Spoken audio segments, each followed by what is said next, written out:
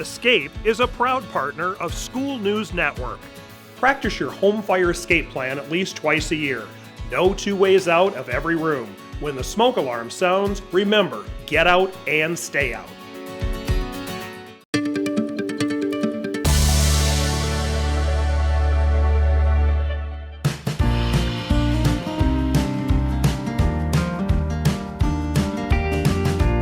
Students have an opportunity while earning their GED to also become job ready in several different areas. So we work with local Michigan Works, we work with our students' needs, our business needs to find out what programs are offered here at KCTC. We have phlebotomy, we have welding, we just started construction this spring, looking at CNA courses coming up in the spring or in the future, and IT. It's like hands-on, you know. I believe that taking this class will help me so much with this career, that I'm going to be prepared, I'm going to have my certification, and also this many pokes that we have to do to be ready for the hospital setting. When they offer me this program, I think it's a good opportunity to learn and do something different. For me, that's great.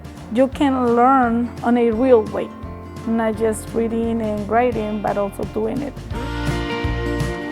I see it as a chance for all these students to explore.